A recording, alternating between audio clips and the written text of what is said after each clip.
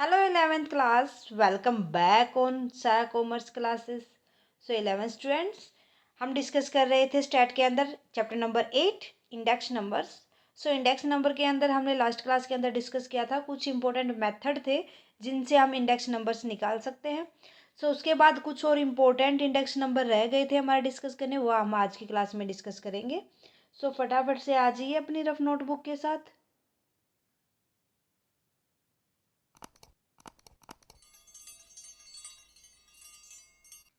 Okay, कौन कौन से अभी और इम्पोर्टेंट इंडेक्स नंबर बच जाएंगे हमारे. First one is consumer price index number. So consumer price index number में हमें ये देखना है कि जितनी भी किसी भी इंडेक्स नंबर की जितनी भी लिविंग कॉस्ट होती है या हम कह सकते हैं कॉस्ट ऑफ लिविंग, उनका हम रिटेल प्राइस में जितना भी चेंजेस होता है उनका उसको मेजर करके चलते हैं. मीन्स हमें लिविंगहुड के लिए जितने भी कॉस्ट पे करनी पड़ती है किसी भी कंज्यूमर को, उसमें के रिटेल प्राइस के अंदर क्या चेंजेस तुम्हें देखने को मिले उसके बेस पर हम क्या निकालते हैं, CPI consumer price index. So CPI is also known as cost of living index, measure of average change in retail prices. So इसको मेथड को हम किस तरीके से कंस्ट्रक्ट करेंगे, सबसे पहले वो देख लेते हैं. हमें पता है कि जो सीपीआई होता है वो किसके इक्वल होता है, sigma of W R, weight जितने भी वेटेज होते हैं और आर के साथ मल्टीप्लाई कर दो sigma of W. So R हमने निकालना सीख लिया था कि जितना भी P1 होता है उसको डिवाइड कर दो P0 के साथ, इनटू में 100. P1 is price of current year, P0 is price of base year. Okay, W मैंने क्या बताया था यहाँ पर, वेट. इस तरीके से हम सीपीआई को निकाल सकते हैं. क्लियर है इतना. सो उसके बाद नेक्स्ट हमारा आता है एग्रीगेट एक्सपेंडिचर मेथड. जो सेकंड मेथड होता है यहाँ पर जो एग्रीगेट एक्सपेंडिचर मेथड होता है उसके अंदर हमें ज़्यादा कुछ नहीं करना होता. जो हम निकालते हैं यहाँ पर price of 101 index number. So index number किसका, प्राइस ऑफ 01, जो हमने पिछली क्लास के अंदर पिछले टॉपिक के अंदर समझा था. पिछली जब हमने लास्ट क्लास की थी उसके अंदर समझा था हमने एग्रीगेट एक्सपेंडिचर मेथड निकालना, जो क्या था हमारा, sigma of price of current year into में quantity of base year divide by में sigma price of current year quantity in current year into में कर देंगे 100. क्यों क्यों क्योंकि हमें तो परसेंटेज निकालनी है. ओके, क्लियर है इतना. सो फटाफट से इतना स्क्रीनशॉट लो, बढ़ते हैं आगे. नेक्स्ट आता है हमारा whole price index number. Whole price index number यहाँ पर हमें किस चीज़ को इंडिकेट करके चलेगा कि जो जर्नल प्राइस लेवल था ना उसके अंदर कितना चेंजेज हुआ. कि होल प्राइस था, कोई भी कस्टमर किसी चीज़ को खरीदने जाता है, सो होल प्राइस के अंदर कितना चेंजेस हुआ उसको इंडिकेट करेंगे हम किसके द्वारा, wholesale price index number से. Indicate the change in the general price level. Clear है. उसके बाद आता है हमारा इंडेक्स ऑफ इंडस्ट्रियल प्रोडक्शन. अब जितना भी हमने टोटल प्रोडक्शन किया है उसके बेस पर जो इंक्रीजिंग लेवल था इंडस्ट्रियल प्रोडक्शन का या डिक्रीजिंग लेवल था उसको हम मेज़र करके चलते हैं. कैसे करेंगे मेज़र, वो देखो.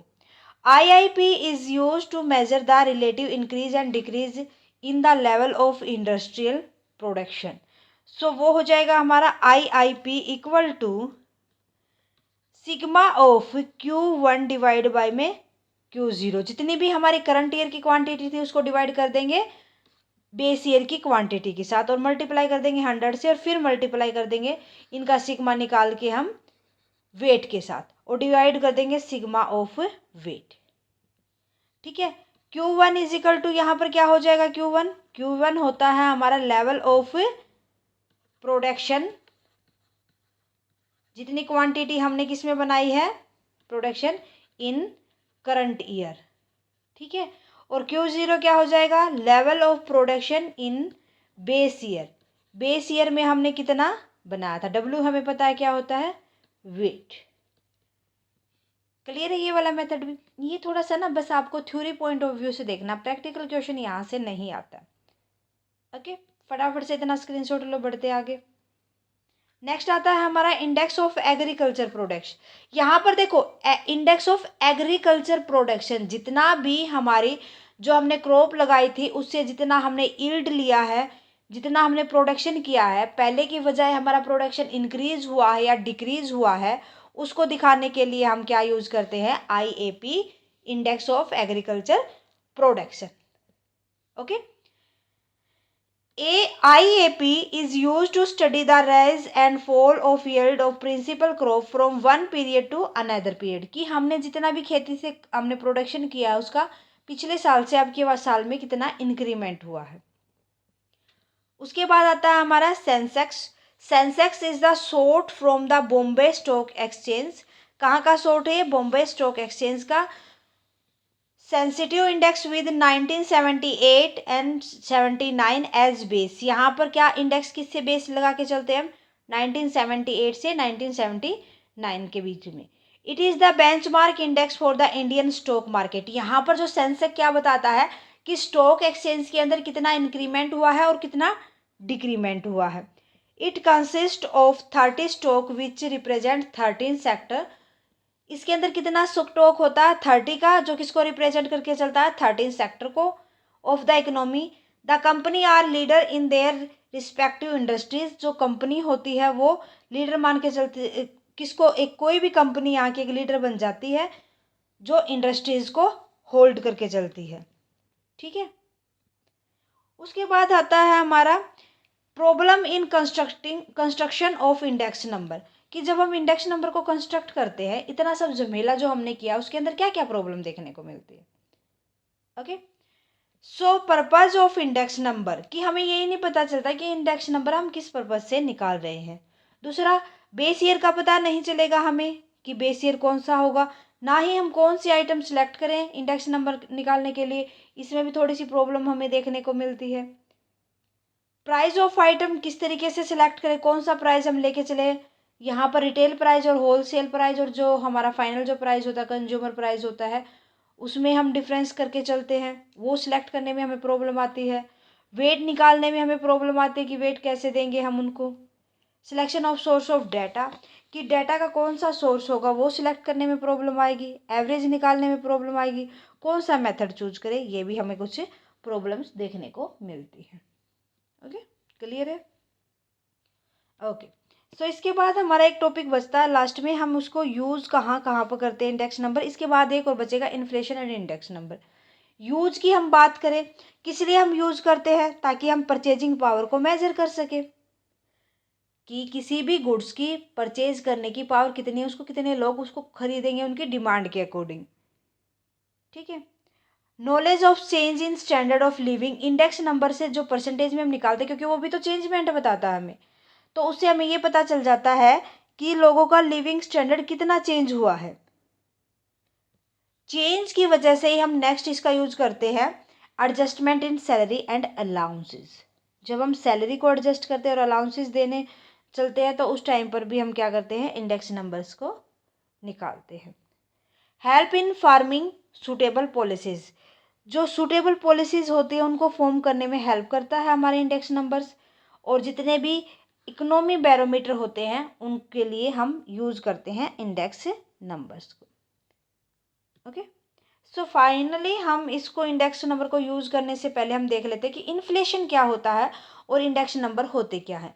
इन्फ्लेशन को हम डिस्क्राइब करके चलते हैं एक ऐसी सिचुएशन से जो किसको करेक्टिसाइज करके चलते हैं, sustain increase in general price level, कि जो इन्फ्लेशन तो ये बताता है खाली एक ऐसी सिचुएशन को बता देगा कि जनरल जो प्राइस लेवल था किसी भी गुड्स का, उसके अंदर कितना इंक्रीमेंट हुआ।